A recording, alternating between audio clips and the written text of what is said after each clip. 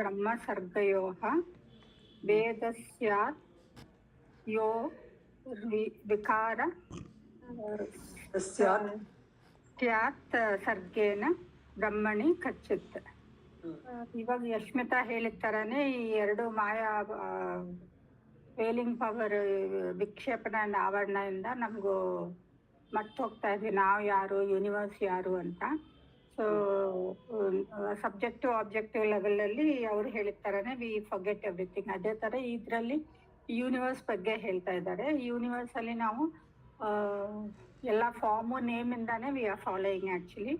But ಅದನ್ನ ನೋಡಿದ್ರೆ ಈಗ ಫ್ಲವರ್ ಎಕ್ಸಿಸ್ಟ್, ಇಲ್ಲ ಇನ್ನೊಂದು ಯಾವುದೋ ಮೂನ್ ಎಕ್ಸಿಸ್ಟ್ ಆ ಥರ ಅಂದ್ಕೊಳ್ತೀವಿ. But actually existence is appearing in the form of all these forms and names ಅಂತ ನಾವು ಮರ್ತು ಹೋಗ್ತೀವಿ.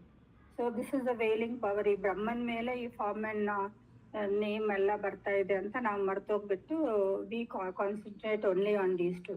ಸೊ ನಮಗೆ ಇವಾಗ ಈ ವೇದದಿಂದ ಇದೆಲ್ಲ ನಮ್ಗೆ ಗೊತ್ತಾದಾಗ, ನಾಲೆಜ್ ಬಂದಾಗ we take out the we differentiate between this veiling power ಇಂದ ಸ್ವಲ್ಪ ಆಚೆ ಬಂದು we can distinguish between Brahman and all these names and forms. ಇದೆಲ್ಲ ವಸ್ತುಗಳು ಅಷ್ಟೇ, all these are attributed on ಬ್ರಹ್ಮನ್.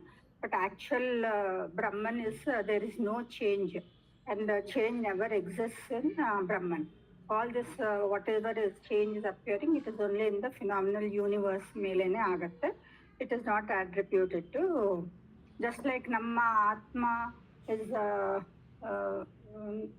no change in the atma, only the body, mind, form, everything changes subjective level. Adhe tara objective level universe alli Brahman is the center, and it is unchangeable, and whatever attributes we are giving, this is because of the veiling power of the Maya ಅಂತ ಗೊತ್ತಾಗುತ್ತೆ. ಅದೇ ಇದು ಮೂರರಲ್ಲಿ ನಾನು ಹೇಳ್ತಾ ಇದ್ದೆ.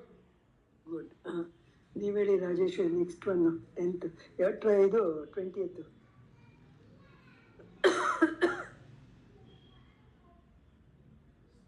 ಅಸ್ತಿ ಭಾತಿ ಪ್ರಿಯಂ ರೂಪಂ ನಾಮಂ. ರಾಜೇಶ್ವರಿ ಅದು ಹೇಳಿ. ರಾಜೇಶ್ವರಿ ಕೇಳಿಸ್ತಾ ಇಲ್ವಾ? ಹೇಳ್ತೀನಿ. ಅಸ್ತಿ ಮ್ಯೂಟ್ ಮಾಡ್ಕೊಂಡು ಅನ್ಮ್ಯೂಟ್ ಮಾಡ್ಕೊ. ಅಸ್ತಿ ಭಾತಿ ಪ್ರಿಯಂ ರೂಪಂ ನಾಮ ಚೇತ್ಯಂಶ ಪಂಚಕಂ ಆದ್ಯಾತ್ರಯಂ ಬ್ರಹ್ಮರೂಪಂ ಜಗದ್ರೂಪಂ ತಥೋದ್ವಯಂ. ಅಂದ್ರೆ ಈ ಫೈವ್ ಆಸ್ಪೆಕ್ಟ್ಸ್ ಇದ್ದೇ ಇರುತ್ತೆ ಇಲ್ಲಿ. ಈ ಪರಬ್ರಹ್ಮಕ್ಕೆ ಸೇರಿರೋದು ಇದು ಅಸ್ತಿ ಭಾತಿ ಪ್ರಿಯಂ.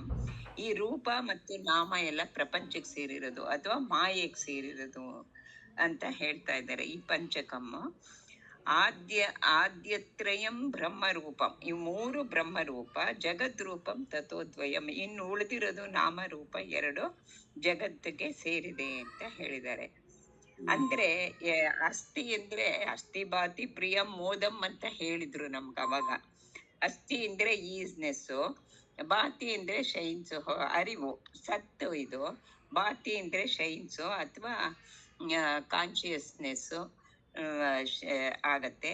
ಪ್ರಿಯಂ ಅದನ್ನ ನಾವು ಇಷ್ಟಪಡೋದು, ನಮಗೆ ಹೇಗೆ ಇಷ್ಟಪಟ್ಟು ಅದರಿಂದ ನಮಗ್ ಸಂತೋಷ ಸಿಗುತ್ತೆ ಅಂತ ಬ್ಲಿಸ್. ಈ ರೂಪ ನಾಮ ಪ್ರಪಂಚಕ್ಕೆ ಸೇರಿರೋದು, ಅಂದ್ರೆ ಅದು ಮಾಯೆ. ನಾವು ಮಾಯೆಯಿಂದ ಪ್ರಪಂಚ ಎಲ್ಲ ರೂಪ ನಾಮದಲ್ಲಿ ಅದನ್ನ ಕೊಟ್ಟು, ನಾವು ರೂಪ ನಾಮ ಕೊಟ್ಟು ಅದನ್ನ ಬೇರೆ ಮಾಡಿದೀವಿ ಅಷ್ಟೇ. ಈ ಸಚ್ಚಿತ್ ಆನಂದನ ಮೂರು ಒಂದ್ ಕಡೆ ಪರಬ್ರಹ್ಮ, ಇದು ಮಾಯೆ ಅಂತ ಆಗತ್ತೆ. ಅಂದ್ರೆ ಇದ್ರಲ್ಲಿ ಏನಾಗತ್ತೆ ಅಂದ್ರೆ ನಾವು ಯಾವ ತರ ಅಂದ್ರೆ, ಈಗ ಒಂದ್ ಬುಕ್ ಇದೆ, ಬುಕ್ ಈಸ್ನೆಸ್ ಎಲ್ಲಾ ಕಡೆನೂ ಇದ್ದೆ, ಎಲ್ಲಾ ಆಬ್ಜೆಕ್ಟು ಎಲ್ಲಾ ಕಡೆನೂ ಪರಬ್ರಹ್ಮ ಕಾಣ್ತಾನೆ. ಸತ್ತದು ಈಸ್ನೆಸ್ ಎಲ್ಲಾ ಕಡೆನೂ ಇರುತ್ತೆ. ಮತ್ತೆ ಈ ಅರಿವು ಶೈನ್ಸ್ ಭಾತಿ, ಅದು ನಮ್ಗೆ ಈಗ ಒಂದ್ ಬುಕ್ ಇದೆ ಅಂದ್ಮೇಲೆ ಆ ಬುಕ್ ಬರ್ದಿರೋರು ಇರ್ಬೇಕಲ್ಲ ಒಬ್ರು, ಅದು ಇದಾಗತ್ತೆ ಶೈನ್ಸ್ ಅಂತ. ಅರಿವು ಅದಿದೆ, ಅದು ಬರ್ದಿರೋರು ಇದ್ದಾರೆ ಅಂತ ಅನ್ನೋದು ನಮ್ಗೆ ಬರುತ್ತೆ ಭಾತಿ. ಪ್ರಿಯಂ ಅನ್ನೋದು ಏನು ಅಂದ್ರೆ ನಮ್ಗೆ ನಮ್ದ್ರಲ್ಲಿ ಬೇಕು ಬೇಡಗಳು ನಮ್ಮ ಮನಸ್ಸಿಗೆ ಬರುತ್ತಲ್ಲ. ಕೆಲವು ನಮ್ಗೆ ಬೇಕಾದ್ದು ಪ್ರಿಯ ಆಗತ್ತೆ, ಬೇಡದೇ ಇರೋದನ್ನ ನಾವು ಅಪ್ರಿಯ ಮಾಡ್ಕೊಂಡ್ಬಿಡ್ತೀವಿ. ಅದಕ್ಕೆಲ್ಲ ಕಾರಣ ನಮ್ಮ ಮನಸ್ಸೇ. ಅಂದ್ರೆ ಈಗ ಇದ್ರಲ್ಲಿ ಏನ್ ಹೇಳ್ತಾರೆ ಅಂದ್ರೆ, ಪ್ರಿಯಂ ಅಲ್ಲಿ ಬೇಕು ಅಂತ ಬಂದಾಗ, ಮನಸ್ಸಿಗೆ ಬೇಕು ಅಂತ ಬಂದಾಗ, ಅದು ನಮ್ಗೆ ಏನೇ ಕೆಲ್ಸ ಆಗ್ಲಿ ನಮ್ಗೆ ಇಷ್ಟಪಟ್ಟು ನಾವು ಮಾಡಿದ್ರೆ ಆ ಕೆಲ್ಸ ನಮ್ಗೆ ಪ್ರೀತಿಯಾಗಿ ಕಾಣುತ್ತೆ, ಅದನ್ನ ಮಾಡ್ತೀವಿ. ಅದ್ ಬೇಡ, ನಮ್ಗೆ ಅದ್ ಇಷ್ಟ ಆಗಲ್ಲ ಅಂದಾಗ ಅದೇನಾಗತ್ತೆ, ನಮ್ಗೆ ದುಃಖ ಕೊಡುತ್ತೆ. ಆ ದುಃಖದಿಂದ ಮಾಡ್ತೀವಿ. ನಮ್ಗೆ ಇಷ್ಟ ಇಲ್ಲದೆ ಇದ್ರೂ ಅದ್ ಮಾಡ್ಬೇಕಾಗತ್ತೆ. ಕೆಲವು ಸತಿ ಗುರುಗಳು ಹೇಳ್ತಲ್ಲ, ಗುರೂಜಿ, ದುಃಖ ಹೊಟ್ಟೋಯ್ತು ನಮ್ಗೆ ಬೇಡ ಅಂತ, ಅದು ಒಂಥರ ಸಂತೋಷ ಸಿಗುತ್ತೆ ಅಂತ ಹೇಳ್ತಾರೆ. ಇವಾಗ ಯಾವುದೇ ಆದ್ರೂನು ನಾವು ಕೆಲವು ಎಕ್ಸ್ಪೀರಿಯನ್ಸ್ ಅನ್ನ ನಾವು ಬೇರೆ ಬೇರೆ ತರದಲ್ಲಿ ನೋಡ್ತೀವಿ. ಇದು ಸಚ್ಚಿತ್ ಆನಂದ. ಸತ್ ಇದು ಈಸ್ನೆಸ್, ಚಿತ್ ಕಾನ್ಶಿಯಸ್ನೆಸ್, ಮತ್ತೆ ಆನಂದ ಅಸ್ಥಿ ಭಾತಿ ಪ್ರಿಯಮ್ಮ. ಎಲ್ಲಾ ಕಡೆನೂ ಇದು ಅಸ್ಥಿ, ಎಲ್ಲಾ ಕಡೆನೂ ಇದೆ. ಎಕ್ಸಿಸ್ಟೆನ್ಸ್, ಕಾನ್ಶಿಯಸ್ನೆಸ್ ಎಲ್ಲಾ ಕಡೆನೂ ಹರಡಿದೆ. ಅದನ್ನ ನಾವು ನೋಡೋ ರೀತಿಲಿ ಇರುತ್ತೆ ಅಷ್ಟೇ. ನಾವು ಅದನ್ನೆಲ್ಲ ನಾವು ಪರಮಾತ್ಮ, ಇದೆಲ್ಲಾ ಪರಮಾತ್ಮ, ಅವನೇ ಪರಬ್ರಹ್ಮ ಅಂತ ನೋಡಿದಾಗ ನಮ್ಗೆ ಬೇರೆ ಅನ್ಸಲ್ಲ. ಈಗ ಹೇಳ್ದಾಗ ಪ್ರಪಂಚ ಬೇರೆ, ಇದು ಬೇರೆ ಅಂತ ನೋಡಿದಾಗ ಅದು ನಮ್ಗೆ ಬೇರೆ ಬೇರೆ ಆಗಿ ಕಾಣುತ್ತಷ್ಟೇ. ಆ ವೇಲಿಂಗ್ ಆವರಣ ತೆಗೆದ್ಬಿಟ್ರೆ ಅವಾಗ ಎಲ್ಲ ಒಂದೇ ಆಗುತ್ತೆ, ಪರಬ್ರಹ್ಮನಾಗೆ ಕಾಣಿಸೋದು ಅದು. ಆ ಜ್ಞಾನಿಗಳು ಏನ್ ಮಾಡ್ತಾರೆ, ಅದನ್ನೆಲ್ಲ ಅವರು ಜ್ಞಾನದ ದೃಷ್ಟಿಯಿಂದ ನೋಡಿದಾಗ ಅವ್ರಿಗೆ ಇದು ಬೇರೆ ಅದು ಬೇರೆ, ಅದು ಬೇಕು ಬೇಡ ಏನೂ ಅನ್ಸಲ್ಲ ಅವ್ರಿಗೆ. ಎಲ್ಲ ಒಂದೇ, ಎಲ್ಲಾದ್ರಲ್ಲೂ ಆ ಪರಬ್ರಹ್ಮ ಇದ್ದಾನೆ ಅಂತ ಅವರು ಆ ರೂಪದಲ್ಲಿ ನೋಡ್ತಾರೆ. ಅಜ್ಞಾನಿಗಳು ಅದು ಪರಬ್ರಹ್ಮನ್ನ ನೋಡಲ್ಲ. ಅವ್ರಿಗೆ ಬೇಕಾದ್ದಾದ್ರೆ ಸಂತೋಷವಾಗಿ ಸ್ವೀಕರಿಸೋದು, ಬೇಡ ಅಂದಾಗ ದುಃಖ ಪಡೋದು, ಆ ತರ ಆಗತ್ತೆ ಅಜ್ಞಾನಿಗಳಿಗೆ. ಜ್ಞಾನಿಗಳು ಎಲ್ಲ ಒಂದೇ ತರ ತಗೋತಾರೆ. ಈಗ ನೀರಲ್ಲಿ, ಸಾಗರದಲ್ಲಿ ಬರೀ ನೀರೇ ನೋಡಲ್ಲ ನಾವು, ಅಲೆ, ಅದ್ರದ್ದು ಗುಳ್ಳೆ, ನೊರೆ ನೋಡ್ತೀವಿ ಹೊರತು ಸಾಗರ ನೋಡಕ್ಕೆ ಹೋಗಲ್ಲ. ಎಷ್ಟ್ ಚೆನ್ನಾಗಿದೆ, ಅಲೆ ಹೇಗ್ ಬರ್ತಾ ಇದೆ, ಒಂದ್ ಚಿಕ್ಕದು ಒಂದ್ ದೊಡ್ಡದು, ಅಲ್ಲಿ ಬೋಟ್ ಹೋಗ್ತಿದೆ ಅಂತೆಲ್ಲ ನೋಡ್ತೀವಿ. ಆದ್ರೆ ಅದನ್ನೆಲ್ಲ ಬಿಟ್ಟು ನಾವು ಸಾಗರನೇ ನೋಡಿದಾಗ ಇದೆಲ್ಲ ನೀರೇ, ಇದೆಲ್ಲ ಸಾಗರ, ಇದೆಲ್ಲ ಪರಬ್ರಹ್ಮ ಅನ್ನೋದು ರೂಪ ಗೊತ್ತಾಗತ್ತೆ. ಅದನ್ನ ಆ ಜ್ಞಾನಿಗಳಾದ್ರೆ ಅದನ್ನ ಆ ತರ ನೋಡ್ತಾರೆ. ಎಲ್ಲಾ ನೀರು, ಎಲ್ಲಾ ಸಾಗರ, ಈ ಎಲ್ಲಾ ಪರಬ್ರಹ್ಮನ ರೂಪನ ಅವರು ಎಲ್ಲಾ ಕಡೆನೂ ನೋಡ್ತಾರೆ. ನೆಕ್ಸ್ಟ್ ಇದು ಯಶ್ಮಿತಾ, ನೆಕ್ಸ್ಟ್ ಹೇಳ್ತೀಯಮ್ಮ? ಸರಿ ಮ್ಯಾಮ್. 21 ಖವಾಯು ಅಗ್ನಿ ಜಲೋರ್ವಿಷು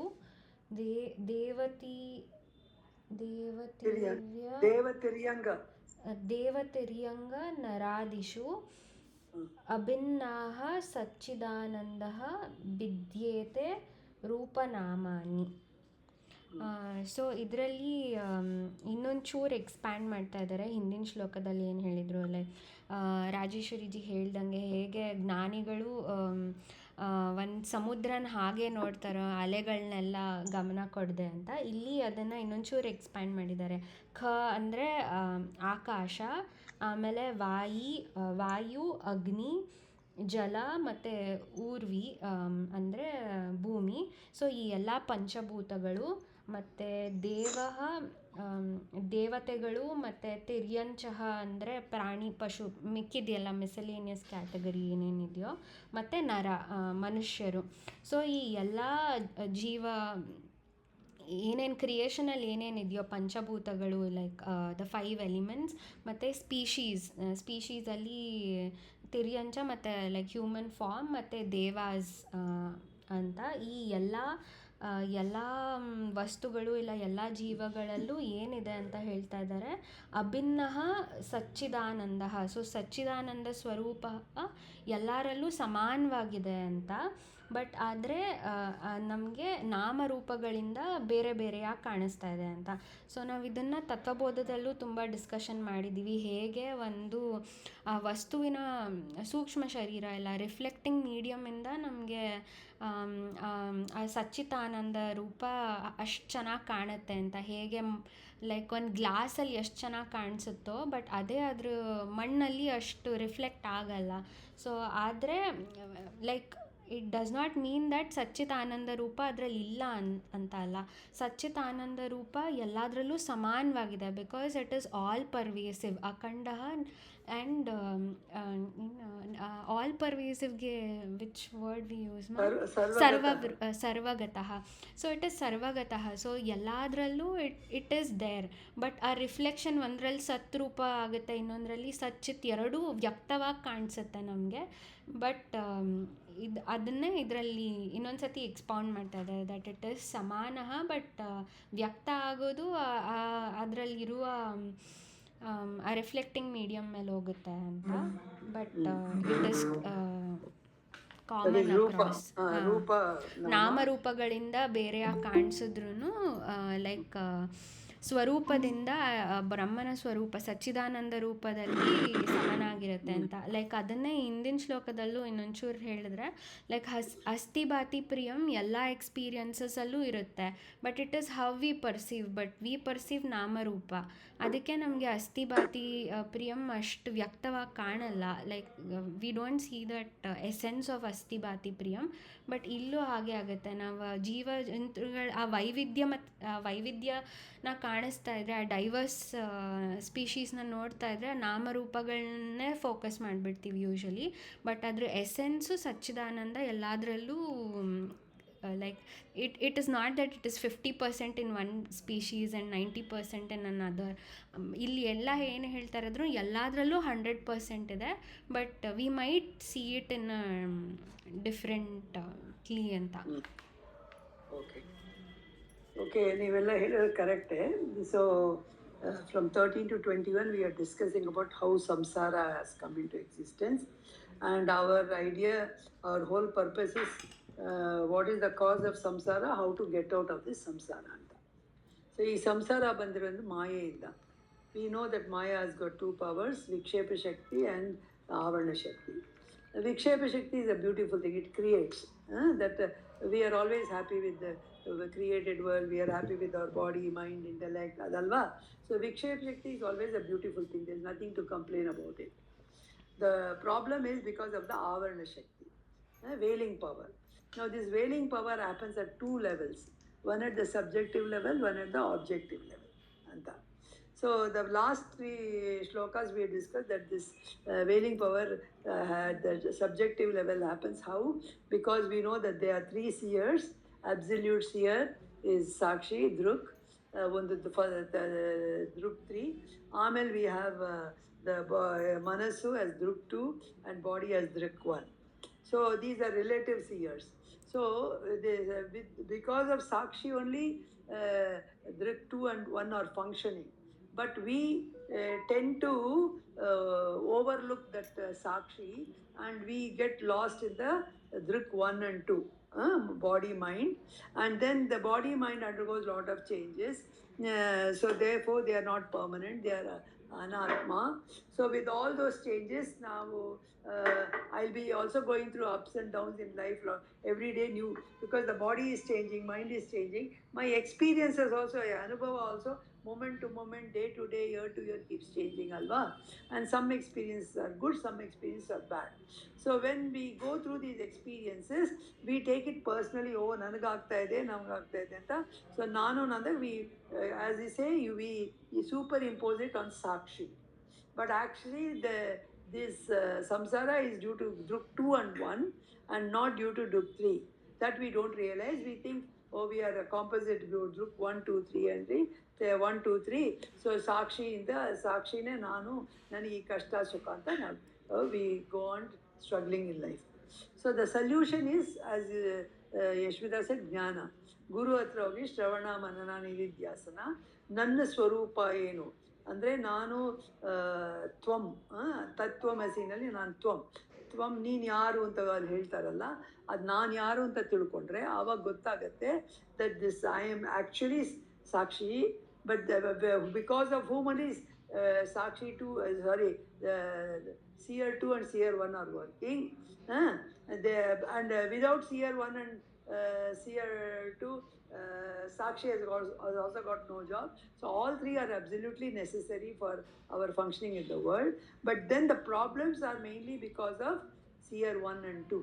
But this is only changing, this will come and go. But I as seer 3 am not affected. ಅಂತ ಈ ಆತ್ಮನ ಜ್ಞಾನ ನಮಗಾದಾಗ we will get detached from body mind easily, and when we get detached from body mind easily, naturally our problems in the day-to-day world becomes lesser and lesser. So jnana is the only solution anta illi ಹೇಳ್ತಾರೆ. Now we are all entering into the other one, at the ajnana at the objective level. So ಅಲ್ಲೇನಾಗುತ್ತೆ, ಇಲ್ಲಿ ಅದೇ ಹೇಳ್ತಾರೆ, ಇಲ್ಲಿ ಎಲ್ಲಿ ಕೂಡ this beautiful creation has been created with vikshepa shakti. ಅದರಿಂದ ನಮಗೇನು problem ಇಲ್ಲ. ಇನ್ಫ್ಯಾಕ್ಟ್ ಅದರಿಂದ ನಮ್ಮ body ಮೈಂಡ್ಗೂ the objective world is helpful to the subjective world or subjective person also. But the problem is in the avarna shakti. So ಈ ಆವರಣ ಅಂದರೆ ನಮಗೆ ಗೊತ್ತು ignorance ಅಂತ. ಸೊ ನಾವು ಇದನ್ನು ಅಲ್ಲಿ ಏನಾಗುತ್ತೆ ಅಂದರೆ, ಟು ಓವರ್ಕಮ್ ದ ಆವರಣ at the subjective level we need to have a knowledge of ಆತ್ಮ ಅನಾತ್ಮ ವಿವೇಕ.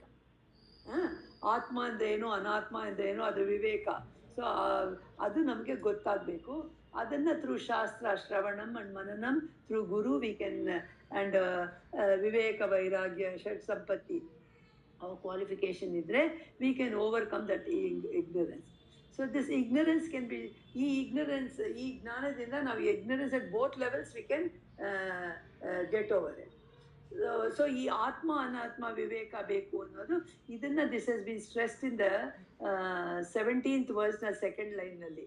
ಏನು ಆತ್ಮ ಅನಾತ್ಮ ವಿವೇಕ ಇದ್ರೆ we can segregate and we can come out of the ಸಂಸಾರ. ಸೊ ಇಲ್ಲಿ 19th verse ನಲ್ಲಿ ಏನು ಹೇಳ್ತಾ ಇದ್ದಾರೆ, how to segregate the objective world. Again there are two things. One is there is a material world and there is a Brahman. Hege at the body level there is an Atma and the body mind which is Anatma. Illi at the world level there are two things. One is Brahman and then the other is the material world. So idide. So ಇದನ್ನು ಹೇಗೆ separate ಮಾಡಬೇಕು, ಇದ್ರ ಜ್ಞಾನ ನಮಗೆ ಬೇಕು. ಅದಕ್ಕೆ ಇದಕ್ಕೂ ಶ್ರವಣ ಮನನ ಬೇಕು. ಇನ್ ಅದರ್ ವರ್ಡ್ಸ್ 17ನೇ ಶ್ಲೋಕದಲ್ಲಿ ನಮಗೆ ತ್ವಂ ಪದದ ವಿವೇಕ ಕೊಟ್ಟಿದ್ದಾರೆ. ಇಲ್ಲಿ 19ರಲ್ಲಿ ತತ್ಪದದ ವಿವೇಕ ಹೇಳ್ತಾ ಇದ್ದಾರೆ. ತತ್ಪದೆ ಹೌ ನಾವು ಈ ಆಬ್ಜೆಕ್ಟಿವ್ ವರ್ಲ್ಡ್ನಲ್ಲಿ ಈ ಅಜ್ಞಾನನ ಹೇಗೆ ಕಳ್ಕೊಳ್ಳೋದು ಅಂತ. ಸೊ ನಾವು ಈ ಪ್ರಪಂಚದಲ್ಲಿ ವ್ಯವಹಾರ ಮಾಡುವಾಗ ನಮಗೆ ಎರಡರ ಅನುಭವನೂ ಆಗ್ತಾ ಇದೆ. ಏನು ಪರಬ್ರಹ್ಮನ ಅನುಭವನೂ ಆಗ್ತಾ ಇದೆ, ಪ್ರಪಂಚದ ಅನುಭವನೂ ಆಗ್ತಾ ಇದೆ. ಅದಕ್ಕೆ ಅದೇ ನಾವು ಯಾವಾಗಲೂ ಹೇಳ್ತೀವಲ್ಲ, ಎಕ್ಸಾಂಪಲ್ಲು ಇವಾಗ ನಮ್ಮ ಕೈ ನೋಡ್ಕೋಬೇಕಾದ್ರೆ ಬೆಳಕು ಬೇಕು. ಸೊ ಬೆಳಕಿನಲ್ಲಿ ಕೈ ಇಟ್ಟಾಗ ನಾವೇನು ಮಾಡ್ತೀವಿ, ನಮ್ಮ ಗಮನ ಎಲ್ಲ ಕೈ ಮೇಲೆ ಹೋಗುತ್ತೆ ವಿನಃ ಆ ಬೆಳಕಿಂದಾನೇ ಕೈ ನೋಡ್ತಾ ಇದ್ದೀವಿ ಅನ್ನೋದು ಆ ಬೆಳಕು ಮೇಲೆ ಹೋಗಲ್ಲ. So we are carried away by the hand. ಈ ಹ್ಯಾಂಡ್ ಇಲ್ಲಿಂದ ಅಲ್ಲಿಂದ ಮೂವ್ ಮಾಡ್ತಾ ಈ ಹ್ಯಾಂಡ್ ಮೇಲೆ ನಮ್ಮ ಗಮನ ಆಗುತ್ತೆ. ಆದರೆ ಈ ಹ್ಯಾಂಡನ್ನು ನಾವು ನೋಡ್ತಾ ಇರೋದು ಯಾವುದರಿಂದ, ಬೆಳಕಿಂದ. ಅಕಸ್ಮಾತ್ ಲೈಟ್ ಆಫ್ ಮಾಡಿಬಿಟ್ರೆ ಕೈ ನೋಡೋಕ್ಕಾಗಲ್ಲ ಅಲ್ವಾ. ಸೊ ಇದ್ರ ಹಿಂದೆ ಈ ಲೈಟಿಂದ ನಾವು ಕೈ ನೋಡ್ತಾ ಇದ್ದೀವಿ ಅನ್ನೋದು ಗಮನವೇ. ನಾವು ಕೈ ನೋಡ್ದ ಈ ಕೈ ಬೆರಳುದಕ್ಕಿದೆ, ಇದು ಕಪ್ಪಗಿದೆ, ಬೆಳ್ಳಗಿದೆ, ಹೀಗಿದೆ, ಇದಕ್ಕೇನೋ ತೆಗಲಿದೆ, ಇದೆಲ್ಲ ನೋಡ್ತೀವಿ. ಆದರೆ ಇದನ್ನೆಲ್ಲ ತೋರಿಸ್ಕೊಡ್ತಾ ಇರೋದು ಆ ಲೈಟು. ಆ ಲೈಟ್ ಮೇಲೆ ನಮ್ಮ ಗಮನ ಹೋಗೋದೇ ಇಲ್ಲ. ಹಾಗೆ ಪ್ರಪಂಚದಲ್ಲಿ ಪ್ರತಿಯೊಂದು ವಸ್ತು ನಾವು ನೋಡುವಾಗ ನಾವು ಆ ರೂಪ ನಾಮ ನೋಡ್ತೀವಿ, ಅದರ ಹಿಂದೆ ಇರೋ ಪರಬ್ರಹ್ಮನ ನಾವು ನೋಡೋದಿಲ್ಲ. ಸೊ ನಾವು ಪ್ರತಿಯೊಂದು ವಸ್ತುದಲ್ಲಿ ಬ್ರಹ್ಮನ್ನ ನಾವು ಅನುಭವಿಸ್ತಾ ಇದ್ದೀವಿ, ಬ್ರಹ್ಮನ್ನ ನೋಡ್ತಾ ಇದ್ದೀವಿ, ಆದರೆ ನಮಗದು ಗೊತ್ತಾಗ್ತಾ ಇಲ್ಲ. ಸೊ ನಮ್ಗೆ ಅನುಭವ ಆಗ್ತದೆ ಬರೀ ಕೈ ಅನುಭವ ನೋಡೋಕ್ಕೆ ಹೋಗ್ತೀವಿ ವಿನಃ ಅದ್ರ ಹಿಂದೆ ಇರೋ ಲೈಟಿನ ಅನುಭವ ನಾವು ತಿಳ್ಕೊಳ್ಳೋಕೆ ಹೋಗಲ್ಲ. ಸೊ ಹಾಗೆ ಈ ಪ್ರಪಂಚದಲ್ಲಿ ನಾಮರೂಪ ಮೇಲೆ ನಮ್ಮ ಗಮನ ಹೋಗುತ್ತೆ. ಅದರ ಪ್ರತಿಯೊಂದು ವಸ್ತು ಇರುವಿಕೆ ಮೇಲೆ ಹೋಗಲ್ಲ. ಅದಕ್ಕೆ ಈ ತೈತ್ರಿಯೋಪನಿಷದಲ್ಲಿ ಒಂದು ಹೇಳ್ತಾರೆ ಸ್ಪೇಸ್ ಮೆಡಿಟೇಷನ್ ಅಂತ, ತುಂಬ ಇಂಪಾರ್ಟೆಂಟ್. ನೋಡಿ, ಇವಾಗ ಮನೆ ಈ ಹಾಲಲ್ಲಿ ಇಷ್ಟೊಂದು ಫರ್ನಿಚರ್ ಇದೆ, ಆಮೇಲೆ ಇವಾಗ ಬಂದೆ ನೋಡಿದೆ, ಆಮೇಲೆ ಅವ್ರು ಇನ್ನೊಂದು ತಿಂಗಳು ಬಿಟ್ಕೊಬಂದು ಮನೆಯೆಲ್ಲ ಖಾಲಿ, ಫರ್ನಿಚರ್ ಎಲ್ಲ ಹೊರಟೋಗಿದೆ, ಮನೆ ಖಾಲಿ ಅಂತೀವಿ. ಮನೆ ಎಲ್ಲಿ ಖಾಲಿ ಆಯಿತು? ಅಲ್ಲಿ ಆಕಾಶ ಮೊದಲು ಇತ್ತು, ಇವಾಗ ಆಕಾಶ ಇದ್ದು ಇವಾಗಲೂ ಇದೆ ಅಲ್ವಾ? ನಾವು ಆ ಆಕಾಶನ ಗಮನಿಸಲ್ಲ, ಸಾಮಾನನ ಬಂತು ಹೋಯ್ತು ಅಂತೀವಿ ವಿನಃ ಆಕಾಶ ಇದು ಅನ್ನೋದು ಮರ್ತು ಬಿಡ್ತೀವಿ. ಅದಕ್ಕೆ ಎಲ್ಲ ಕಡೆನೂ ಸ್ಪೇಸ್ ಇದೆ, ಆಕಾಶ ಇದೆ, ಆಕಾಶದಲ್ಲಿ ವಸ್ತುಗಳಿದೆ. ಸೊ ಅದಕ್ಕೋಸ್ಕರ ನಾವು ಆಕಾಶನ ಗಮನಿಸೋಕ್ಕೆ ಹೋಗಲ್ಲ. ಸೊ ಅದಕ್ಕೆ ಆಕಾಶನ ಗಮನಿಸ್ಬೇಕು ಅಂತಲೇ ತೈತ್ರಿಯೋಪನಿಷದಲ್ಲಿ ಈ ಸ್ಪೇಸ್ ಮೆಡಿಟೇಷನ್ ಒಂದು ಸ್ಪೆಷಲ್ ಆಗಿ ಅದರ ಮೇಲೆ ತುಂಬ ಎಂಫಸಿಸ್ ಕೊಟ್ಟಿದ್ದಾರೆ. ಸೊ ಈಗ ಈ ಶ್ರವಣ ಮನನದಿಂದ ನಾವು ಈ ನಮಗೆ ಗೊತ್ತಾಗತ್ತೆ ಅಂದರೆ ಇರುವಿಕೆ, ಆಮೇಲೆ ನಾಮರೂಪ. ಒಂದು ವಸ್ತು ನೋಡಿದಾಗ ಅದನ್ನೇ ಈ ಇದರಲ್ಲಿ 20ರಲ್ಲಿ ಹೇಳ್ತಾರೆ. ಇದು ತುಂಬ ಇಂಪಾರ್ಟೆಂಟ್ ಶ್ಲೋಕ, 20ನೇ ಶ್ಲೋಕ. ಅಸ್ತಿ ಭಾತಿ ಪ್ರಿಯಂ, ಅಸ್ತಿ ಭಾತಿ ಪ್ರಿಯಂ ನಾಮ ರೂಪ, ಅಸ್ತಿ ಭಾತಿ ಪ್ರಿಯಂ ರೂಪಂ ನಾಮ ಚೇದ್ಯಾಶ ಪಂಚಕಂ ಆದ್ಯತ್ರಯಂ ಬ್ರಹ್ಮರೂಪಂ ಜಗದ್ರೂಪಂ ತಥೋದ್ವಯಂ. ಅಂದರೆ ಇಲ್ಲಿ 5 ಪ್ರತಿಯೊಂದು ವಸ್ತು ನಾವು ಯಾವುದೇ ನೋಡಲಿ, ನೀವು ಬೆಟ್ಟ ನೋಡಿ, ಗುಡ್ಡ ನೋಡಿ, ಫರ್ನಿಚರ್ ನೋಡಿ, ಒಂದು ಬುಕ್ ನೋಡಿ, ಒಂದು ಮನುಷ್ಯನ ನೋಡಿ, ಒಂದು ಇರುವೆ ನೋಡಿ, ಎಲ್ಲದಕ್ಕೂ ಈ 5 ಕ್ಯಾರೆಕ್ಟರಿಸ್ಟಿಕ್ಸ್ ಇರುತ್ತೆ. ಒಂದು ಇರುವಿಕೆ, ಅಸ್ತಿ, that is called as existence. Second thing is bhati, consciousness is there in that. And then priyam, when you see an object, either you like it or you don't like it. Then ಅದಕ್ಕೊಂದು form ಇರುತ್ತೆ, and then ಅದಕ್ಕೊಂದು name ಇರುತ್ತೆ. So ಈ 5 ಇರುತ್ತೆ. ಈ 5ರಲ್ಲಿ ಆದ್ಯತ್ರಯಂ ಅಂದರೆ the first 3, ಆದ್ಯ ಅಂದರೆ ಮೊದಲು, ದ ಫಸ್ಟ್ 3 ಆರ್ ಬ್ರಹ್ಮರೂಪಂ. ಅಸ್ತಿ ಭಾತಿ ಪ್ರಿಯಂ ಬ್ರಹ್ಮರೂಪಂ, ಆಮೇಲೆ ರೂಪಂ ನಾಮಂ ಜಗದ್ ರೂಪಂ, ಅದು ಜಗತ್ತು. ಸೊ ನಾವು ರೂಪನಾಮ ನೋಡ್ತೀವಿ ವಿನಃ ಅದಿದೆ, ಅದಕ್ಕೆ ಚೈತನ್ಯ ಇದೆ, ಇದು ನನಗೆ ಅಂತ ನೋಡೋಕೆ ನಾವು ಹೋಗಲ್ಲ ಅಲ್ವಾ? ಸೊ ಇಲ್ಲೇನು ಹೇಳ್ತಾ ಇದೆ ಈ ಟೆಕ್ಸ್ಟ್ ಅಂದರೆ, ಈ ಪ್ರತಿಯೊಂದು ವಸ್ತುವಿನಲ್ಲಿ ಈ 5 ಕ್ಯಾರೆಕ್ಟರಿಸ್ಟಿಕ್ಸ್ ನೋಡಿ. ಈ 5 ಕ್ಯಾರೆಕ್ಟರಿಸ್ಟಿಕ್ಸ್ ನೋಡಿದಾಗ ಈ ಫಸ್ಟ್ 3 ಕ್ಯಾರೆಕ್ಟರ್ಸ್ ಬಿಲಾಂಗ್ ಬ್ರಹ್ಮ ಅಂತ ಮೀನ್ಸ್ ಎಲ್ಲದರಲ್ಲೂ ಪರಬ್ರಹ್ಮ ಇದ್ದಾನೆ. ಇದೇ ಅದು ನಿಮಗೆ ಕಾಣಿಸ್ತಾ ಇಲ್ಲ, ಬಟ್ ಅದು ತಿಳ್ಕೊಳ್ಳಿ ಅದಿದೆ ಅಂತ. ಅದನ್ನು ನೀವು ತಿಳ್ಕೊಂಡ್ರೆ the other to what you are seeing is only ಜಗದ್ ರೂಪ, ಅಂದರೆ ಅದು ನಾಮರೂಪ.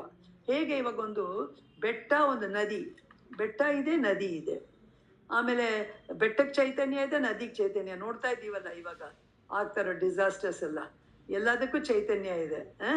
ಆಮೇಲೆ ಪ್ರಿಯಂ, ಈ ಪ್ರಿಯಂನ ಸ್ವಲ್ಪ ಸರಿಯಾಗಿ ಅರ್ಥ ಮಾಡಬೇಕು. ಪ್ರಿಯಂ ಅಂದರೆ likes and dislikes, but likes and dislikes are related to mind. ಮತ್ತು ಅದು ಹೇಗೆ ಪರಮಾತ್ಮನಿಗೆ ಸೇರುತ್ತೆ ಅಂದರೆ, we have to go back to Vivek Chudamani. ವಿವೇಕ್ ಚೂಡಾಮಣಿಲಿ ಹೇಳಿದ್ದೀವಿ ಸಚ್ಚಿತ್ ಆನಂದ. ಆನಂದ is a trait of or a characteristic of ಪರಮಾತ್ಮ. ಆನಂದ means it's not happiness, it is fullness, limitlessness, ಪೂರ್ಣ, ಆಮೇಲೆ ಲಿಮಿಟ್ಲೆಸ್ನೆಸ್ ಅಂತ. But when the mind is in a very free from all ಮಲ, when the mind is in a very ತಿಳಿಯಾಗಿರುವಾಗ, ಮನಸ್ಸು ತಿಳಿಯಾಗಿರುವಾಗ, then this ananda gets reflected in the mind. When the ananda gets reflected in the mind, then the mind feels priyam, ada moda anta navala nodvalla alli. So then the mind feels happy. So the happiness is a function of the mind, but it happens only when the mind is clear and when the ananda gets reflected in it. So without ಆನಂದ ಸಾತ್ವಿಕ ಗುಣದಲ್ಲಿ ಇರಬೇಕಲ್ವಾ? ಸಾತ್ವಿಕವಾಗಿರ್ಬೇಕು. So ಅದಕ್ಕೋಸ್ಕರ ಮನಸ್ಸು ಸಾತ್ವಿಕವಾಗಿರೋವಾಗಲೇ ಈ ಆನಂದ reflect ಆಗೋದು. So ನನಗೆ ಇಷ್ಟ ಅಂದಾಗ ಅಲ್ಲಿ ನನ್ನ ಮನಸ್ಸು ತಿಳಿಯಾಗಿತ್ತು, ಸಾತ್ವಿಕ ಬುದ್ಧಿ ಇತ್ತು. ಸೊ ಆನಂದ ಅದ್ರ ರಿಫ್ಲೆಕ್ಟ್ ಆಗ್ತಾ ಇದೆ. ಅದರಿಂದಲೇ ಅದು ನನಗೆ ಪ್ರಿಯಂ, ಇಷ್ಟ.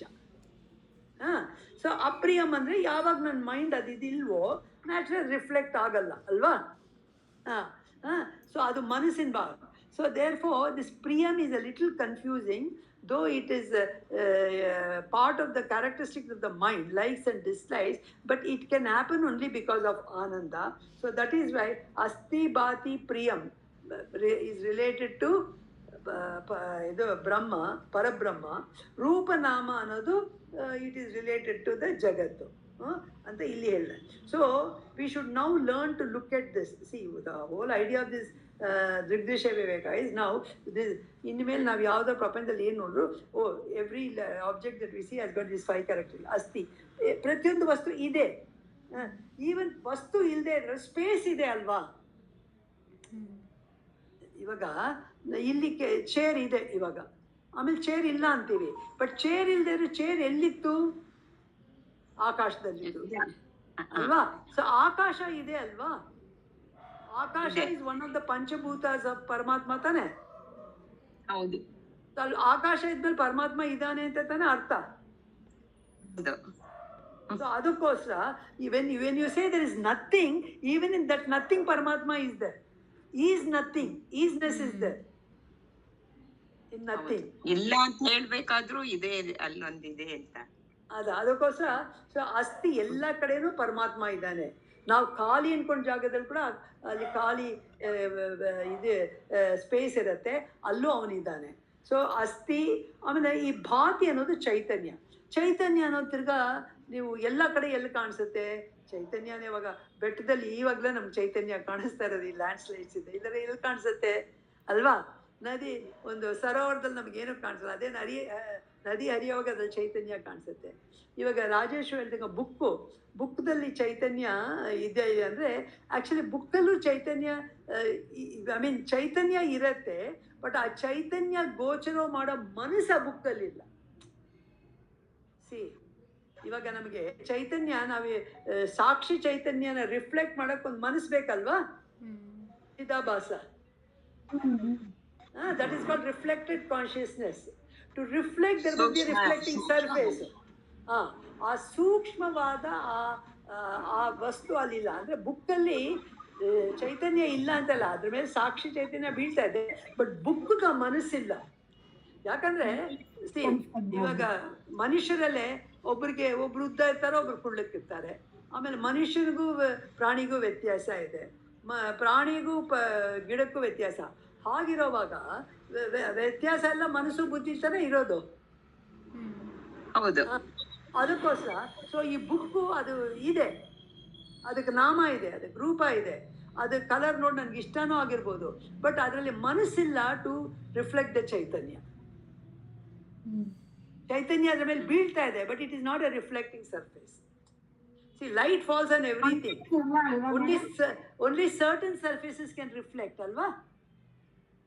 ಹೌದು.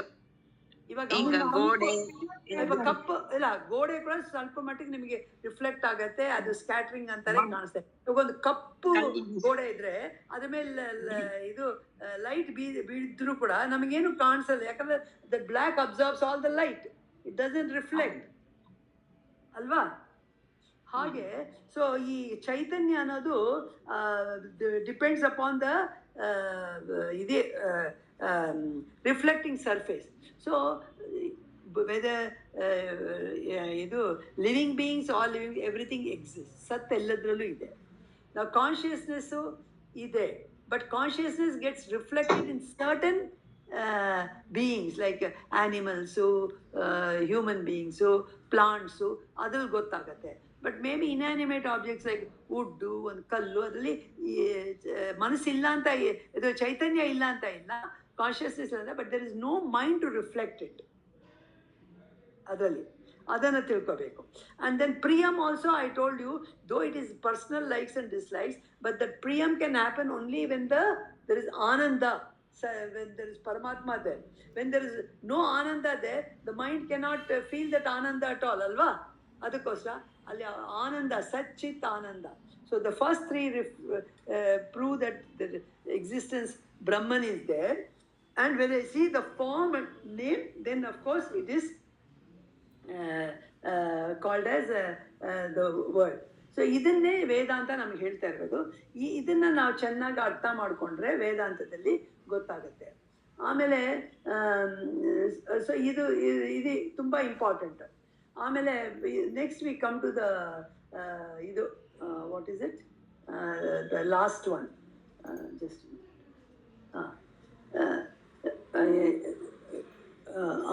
next is again the world is made up of course we say roopam namam idella noduttade, but he goes into a much subtler objects in the world. ನಾವಿವು ಇಷ್ಟೊತ್ತು ಮಾತಾಡಿದ್ದು ಮನುಷ್ಯ, ಪ್ರಾಣಿ, ಗಿಡ, ಮೂಲಿಕೆಗಳು, ನದಿ, ಬೆಟ್ಟ, ಇದೆಲ್ಲ gross objects in the universe. But there are subtle objects in the universe also. ಆ ಸಟಲ್ ಆಬ್ಜೆಕ್ಟ್ಸ್ನೇ ಇಲ್ಲಿ ಹೇಳಿರೋದು. ಇಲ್ಲಿ ಇದು ಯಶ್ಮಿತಾ ಹೇಳ್ದಂಗೆ ಇವು ದ ಪಂಚಭೂತಗಳು.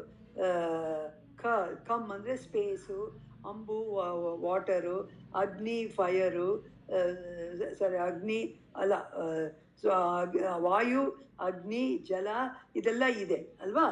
ಇದೆಲ್ಲ ತಿರ್ಯಂಗ ನರ. ದೇವತೆಗಳಿದ್ದಾರೆ, powers of God. There are powers like even we told no in 11th ಚಾಪ್ಟರ್ಲಿ ಆದಿತ್ಯ, 12 ಆದಿತ್ಯಾಸ್, 49 ಮರುತ್ಸ್, ಆಮೇಲೆ 11 ರುದ್ರು. They are all powers only of God. Okay, so they are all there in the form of nature. Aditya ಅಂದರೆ the sun's form will change every month. So there are 12 months, the form of the sun, the heat coming, its position will all be different. 11 Rudra ಅಂದರೆ ನಮ್ಮ 5 ಇಂದ್ರಿಯಗಳು, ಜ್ಞಾನೇಂದ್ರಿಯಗಳು, 5 ಪಂಚೇಂದ್ರಿಯಗಳು, ಒಂದು ಮನಸ್ಸು. ಈ 11ಕ್ಕೆ ಒಂದೊಂದು power ಇದೆ. ಸೊ ಅದನ್ನೆಲ್ಲ ರುದ್ರರು ಅಂತೀವಿ, ಏಕಾದಶ ರುದ್ರರು ಅಂತೀವಿ. ಮರುತ್ಸ್ ಅಂತೀವಿ. ಮರುತ್ಸ್ ಅಂದರೆ ವಿಂಡ್ಸು.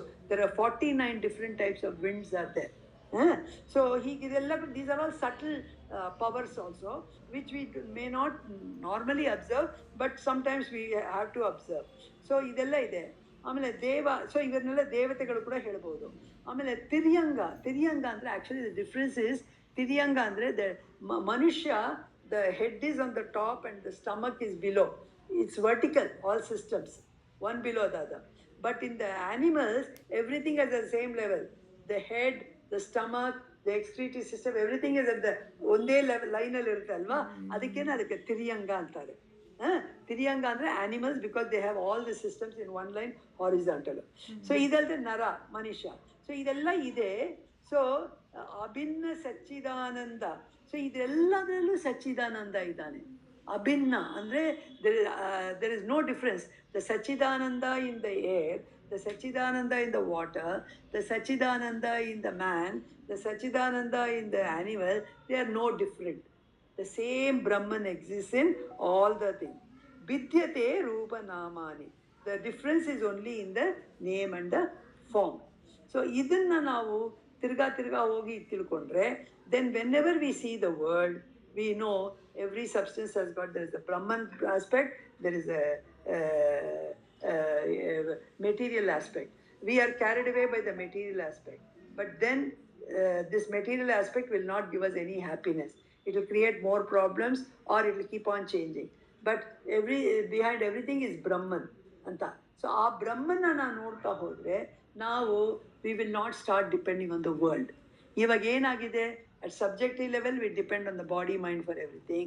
At the objective level we depend on the world of things and forms for everything, for our happiness. But if we have this jnana that there is a Brahman behind everything that we see in the world, which is constantly there, it doesn't change, it's all pervading, and then it's only the nama rupa which is attracting me and making me get upset. The kosa. So why should I be worried about this? I should not be worried. The Brahman is the, so once I start seeing Brahman in everything, my samsara and dependence on the world goes away. ಇಲ್ಲಿ ಒಂದು ಒಳ್ಳೆ example ಕೊಡ್ತಾರೆ. ಒಂದು ಉಕ್ಕು iron ಪೀಸನ್ನು ಒಂದು ಕಪ್ಪು ನೀರು, ಬಿಸಿ ನೀರು, ಎರಡರಲ್ಲೂ ಬಿಸಿ ಇದೆ. ಒಂದು ಕಪ್ಪಲ್ಲಿ ನೀರು ಕುದೀತೆ, ಅದರಲ್ಲೂ ಬಿಸಿ ಇದೆ. ಆಮೇಲೆ ಒಂದು ಐರನ್ ಪೀಸು, ಅದು ಕೆಂಪಿಗೆ ಇದಾಗ್ಬಿಟ್ಟು ಅದು ಇದಾಗಿದೆ. ಏನೆಂದರೆ ಆದರೆ ಸೊ ಅಗ್ನಿ, ಆ ತಾಪ ಅನ್ನೋದು ಎರಡರಲ್ಲೂ ಇದೆ, ನೀರಲ್ಲೂ ಇದೆ, ಐರನ್ನಲ್ಲೂ ಇದೆ. ಆದರೆ ಈ ಲೈಟ್ ಅನ್ನೋದು ನಿಮಗೆ ಅಗ್ನಿದ ಲೈಟು ನಿಮಗೆ ಉಕ್ಕಿನಲ್ಲಿ ಐರನ್ನಲ್ಲಿ ಗೊತ್ತಾಗತ್ತೆ, ನೀರಲ್ಲಿ ಕಾಣಿಸಲ್ಲ. ಎರಡರಲ್ಲೂ ಹೀಟ್ ಇದೆ. ಅರ್ಥ ಆಯ್ತಾ ಎಕ್ಸಾಂಪಲ್? ಬಟ್ ಬೆಳಕು ಆ ಕಬ್ಬಿಣದಲ್ಲಿ ಕಾಣುತ್ತೆ, ಇದರಲ್ಲಿ ಬೆಳಕು ಕಾಣಲ್ಲ. ಅದೇ. ಸೊ ಹಾಗೆ ಇದು ಸತ್ ಅನ್ನೋದು ಎಲ್ಲಾದ್ರಲ್ಲೂ ಇರತ್ತೆ, ಬಟ್ ಈ ಮೈಂಡ್ ಅನ್ನೋದ್ರಲ್ಲಿ ಎಲ್ಲಾದ್ರಲ್ಲೂ ಇರಲ್ಲ. ಅದು ಗೋಚರ ಆಗೋಕ್ಕೆ ಬಾತಿ. ಅದೇ ಹೇಳಲ್ಲ, ಇಲ್ಲಿ ಉಕ್ಕಿನಲ್ಲಿ ಐರನ್ನಲ್ಲಿ ನಿಮಗೆ heat it is shining, it is available, it is visible. ಅದನ್ನೇ ಭಾತಿ ಅಂತ ಹೇಳೋದು. ಭಾತಿ ಅಂದರೆ ಶೈನಿಂಗು ಅಂತ. ಆಮೇಲೆ ವಾಟರಲ್ಲಿ ಅಷ್ಟೇ ಹೀಟ್ ಇದೆ, ಇನ್ನೂ ಜಾಸ್ತಿನೂ ಇರ್ಬೋದು, ಮರಳ್ತಾ ಇರ್ಬೋದು. ಆದರೆ ಅದು ಗೊತ್ತಾಗಲ್ಲ, ಹೀಟ್ ಅದು ಕಾಣಿಸಲ್ಲ ಅದರಲ್ಲಿ, ಅಲ್ವಾ? ಅದು ವಸ್ತುಗಳ ವಿಶೇಷ ಅಷ್ಟೇ. ಸೊ ಅದಕ್ಕೋಸ್ಕರ ಇಲ್ಲಿ ಏನಿದೆ ಅಂದರೆ, ಅದಕ್ಕೋಸ್ಕರ ಈ ಮೈಂಡನ್ನು, ಹಾಗೆ ನೀವು ಹೇಳಿದ್ರಲ್ಲ, ಬುಕ್ಕಲ್ಲಿ ಬುಕ್ ಇದೆ, ಬಟ್ ಬುಕ್ಕಿಗೆ ಮನಸ್ಸಿದೆಯೋ ಅಂದರೆ ನಮಗೆ ಕಾಣಿಸಲ್ಲ. ಅದು ಯಾಕಂದರೆ ಅದು ಮನಸ್ಸಿಲ್ಲ, ಅದರಲ್ಲಿ ನಮಗೆ ಆ ಚೈತನ್ಯ ಕಾಣಿಸಲ್ಲ. ಸೊ ಅದಕ್ಕೋಸ್ಕರ ಸೊ ಇದೆಲ್ಲ ಎಲ್ಲದರಲ್ಲೂ ಅಸ್ಥಿ ಭಾತಿ ಪ್ರಿಯಂ ಇದೆ. ಬಟ್ ಈ ಅಸ್ಥಿ ಎಲ್ಲ ಕಡೆ ಕಾಣಿಸುತ್ತೆ, ಭಾತಿ ಕೆಲವು ಕಡೆ ಕಾಣಿಸುತ್ತೆ, ಕೆಲವು ಕಡೆ ಕಾಣಿಸಲ್ಲ. ಆಮೇಲೆ ಈ ಪ್ರಿಯಂ ಅಪ್ರಿಯಂ ಕೂಡ ಅದು ನಮ್ಮ ನಾವು ಮನಸ್ಸು ಯಾವ ಸತ್ವಗುಣದಲ್ಲಿ ಕೂಡ್ಕೊಂಡಿದ್ರೆ ನಮಗೆ ಆ ಪ್ರಿಯಂ ಅನ್ನೋದು ಅದು ಗೊತ್ತಾಗತ್ತೆ. ಬಟ್ ಅದರಲ್ಲಿ ಇದು ರಜೋಗುಣ ತಮೋಗುಣ ತುಂಬಿಕೊಂಡಿದ್ರೆ ಅದು ಗೊತ್ತಾಗಲ್ಲ. ಸೊ ಅದಕ್ಕೆ ಇವಾಗ ನಾವೇನಾಗತ್ತೆ ಅಂದರೆ, ನಾವು ಈ ನಾಮರೂಪ ಇದೆಯಲ್ಲ, ನಾಮರೂಪ ಅನ್ನೋದು ಜನ, ಹಣ, ಪೊಸಿಷನ್ನು, ಪವರು, ಇದೆಲ್ಲ ನಾಮರೂಪಕ್ಕೆ ಸೇರಿರೋದು. ಸೊ ನಾವು ಇದ್ರ ಹಿಂದೆ ಓಡ್ತೀವಿ, ನಾಮರೂಪದ ಹಿಂದೆ ಓಡ್ತೀವಿ, ಈ ಮಿಥ್ಯ ಜಗತ್ತಂದೇ ಹೊಡ್ತೀವಿ. ಆದರೆ ಹಿಂದಿನ ಸತ್ಯವನ್ನು ಜಗತ್ತನ್ನು ನಾವು ನೋಡೋದೇ ಇಲ್ಲ. ಸೊ ಅದಕ್ಕೆ ನಾವು ಈ ಸಂಸಾರದಲ್ಲಿ ಸಿಕ್ಕೊಂಡಿದ್ದೀವಿ. ಸೊ ನಾವು ಯಾವಾಗ ನಮಗೆ ಜ್ಞಾನದಿಂದ ಈ ಆವರಣ ಶಕ್ತಿ ಹೋಗುತ್ತೋ, ಆವಾಗ ಈ ಸತ್ಯಂ ಮಿಥ್ಯಂ ಅನ್ನೋದು ಗೊತ್ತಾಗತ್ತೆ. ಸರಿ, ಆ ರೂಪ ನಾಮ ಇವತ್ತಿದೆ, ನಾಳೆ ಹೋಗುತ್ತೆ, ಇದನ್ನ ಇಲ್ಲ, ಬಟ್ ಇದು ಹಿಂದೆ ಇರೋದು ಬ್ರಹ್ಮ ಸತ್ಯಂ ಜಗನ್ಮಿಥ್ಯಂ. ಅದು ಸ್ವಲ್ಪ ಅರ್ಥ ಆದಾಗ ನಮ್ಮ ವ್ಯವಹಾರದಲ್ಲಿ ಸಾಕಷ್ಟು ಬದಲಾವಣೆಗಳು ಬರುತ್ತೆ. ನಾವು ಸಂಸಾರ ಎದುರಿಸೋದ್ರಲ್ಲಿ ಸಾಕಷ್ಟು ನಿಪುಣರಾಗ್ತೀವಿ, ನಾವು ಅಷ್ಟು ಬೇಗ ಅಪ್ಸೆಟ್ ಆಗಲ್ಲ. ಸೊ ಅದಕ್ಕೆ ಈ ವೇದಾಂತ, ಈ ಜ್ಞಾನ ಎಲ್ಲ ಇಂಪಾರ್ಟೆಂಟು ಅಂತ ಇಲ್ಲಿ ಇಷ್ಟವರೆಗೂ ಹೇಳಿರೋದು. ಇನ್ನು ಮುಂದೆ ಈ ಜ್ಞಾನನ ನಮ್ಮದು ಅಂತ ಹೇಗೆ ಮಾಡಿಸ್ಕೊಳ್ಳೋದು ಅಂದರೆ ನಿಧಿಧ್ಯಾಸನ.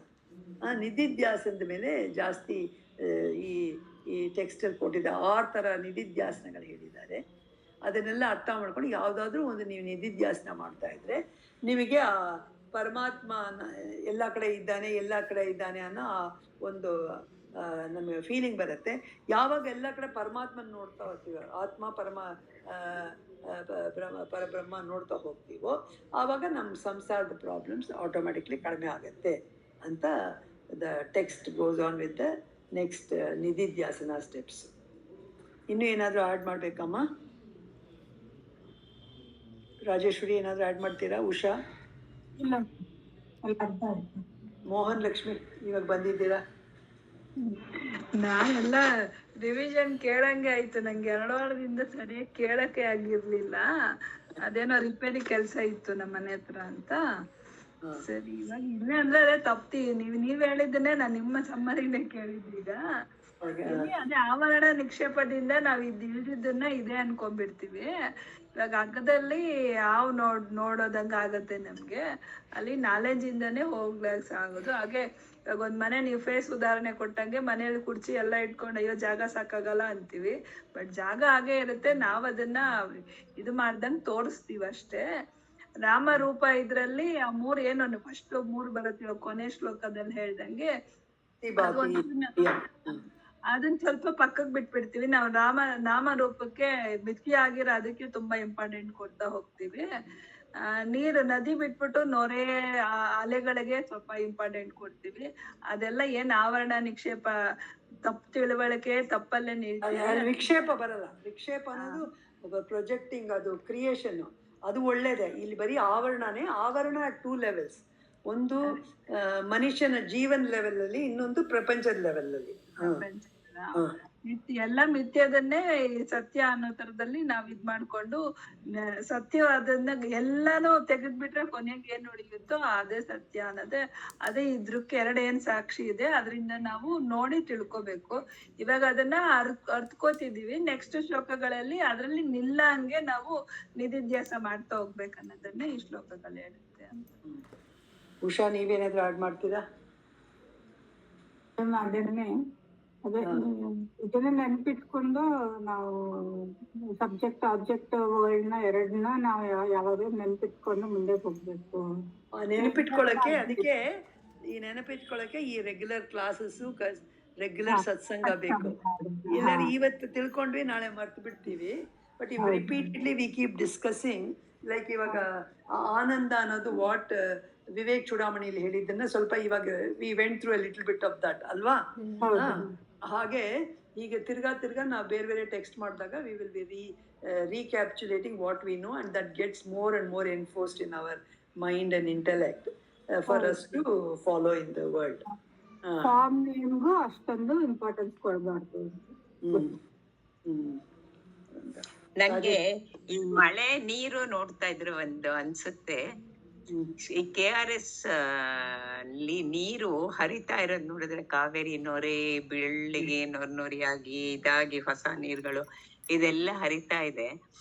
ಅದನ್ನ ಅದ್ರೊಳಗೆ ಅದನ್ನ ನೋಡ್ತಾ ಇದ್ದವರು ಡ್ಯಾಮ್ ಮೇಲೆ ನಿಂತ್ಕೊಂಡು ನೋಡುವಾಗ, ಬ್ರಿಡ್ಜ್ ಮೇಲೆ ನಿಂತ್ಕೊಂಡು ನೋಡುವಾಗ ಒಂಥರ ಅದ್ರೊಳಗೆ ಬಿದ್ದ್ಬಿಟ್ರೆ ಕೊಚ್ಕೊಂಡು ಹೊಟ್ಟೋಗ್ತೀವಿ ನಾವು. ಅಜ್ಞಾನಿಗಳು ಸಂಸಾರದಲ್ಲಿ ಹಾಗೆ ಬಿದ್ದು ಅದರಿಂದ ಈಚೆ ಬರಕ್ಕೆ ಆಗಲ್ವಲ್ಲ, ಆ ನೀರೊಳಗೆ ಬಿದ್ದು ಹೊಟ್ಟೋದ್ರೆ ಆ ಕರೆಂಟ್ ಫೋರ್ಸ್ ಅಲ್ಲಿ.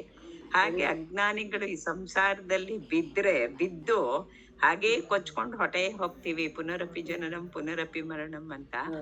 ಅದೇ ಜ್ಞಾನಿಗಳು ಮೇಲ್ ನಿಂತ್ಕೊಂಡು ನೋಡಿ ಅದನ್ನ ಆನಂದ ಪಡ್ತಾ ಇರ್ತಾರೆ. ಓ ಎಷ್ಟ್ ಚೆನ್ನಾಗಿದೆ ಇದು, ಹೇಗ್ ಹರಿತಾ ಇದೆ ಅಂತ. ಅವರು ಅದ್ರೊಳಗೆ ಇರಲ್ಲ, ಅದನ್ನ ನೋಡಿ ಮೇಲಿಂದ ನೋಡಿ ಸಂತೋಷ ಪಡ್ತಿರ್ತಾರೆ. ಹಾಗೆ ಅವರು ಪ್ರಪಂಚದಲ್ಲಿ ಇದ್ರೂ ಪ್ರಪಂಚದೊಳಗೆ ಹೋಗಿರಲ್ಲ, ಎಲ್ಲಾ ಪರಮಾತ್ಮ ಅನ್ಬಿಟ್ಟು ಅವರು ಹೊರಗಡೆ ನಿಂತ್ಕೊಂಡು ನೋಡಿ ಆ ಪ್ರಪಂಚನ ಆನಂದ ಪಡ್ತಾ ಇರ್ತಾರೆ.